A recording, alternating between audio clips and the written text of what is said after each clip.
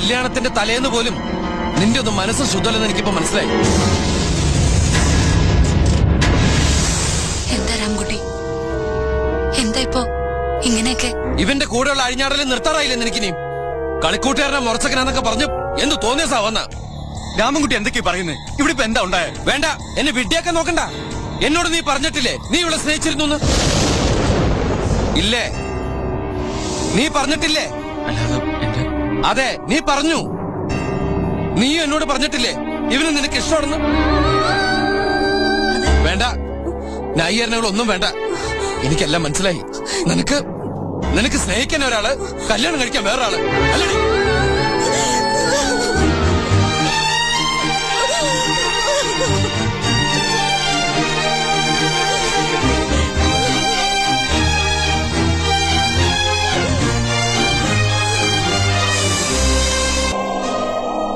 എല്ലാം ഇവിടം കൊണ്ട് അവസാനിക്കുക. സാറിന്റെ മകളെ വിവാഹം കഴിക്കാൻ എനിക്ക് സാധ്യമല്ല.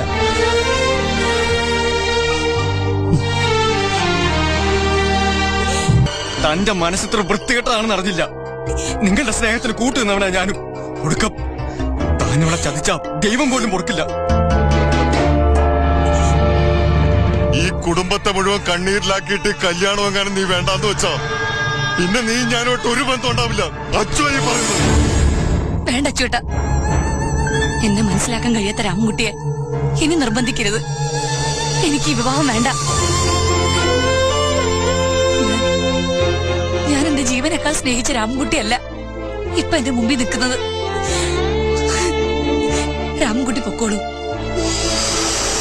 ഇനി ഒരിക്കലും എന്റെ കൺമുമ്പിൽ വരരുത്. ഒരിക്കലും.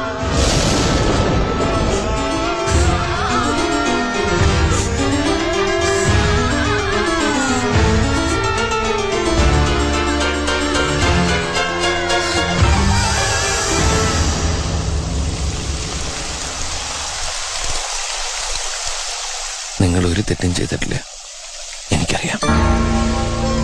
അവളൊരു പാവ. പക്ഷെ എനിക്ക് ഭീതിയുള്ള മാർഗം ഞങ്ങൾ തമ്മിൽ ചേരരുന്ന ഈശ്വര നിശ്ചയം. അവളെ രക്ഷിക്കണം.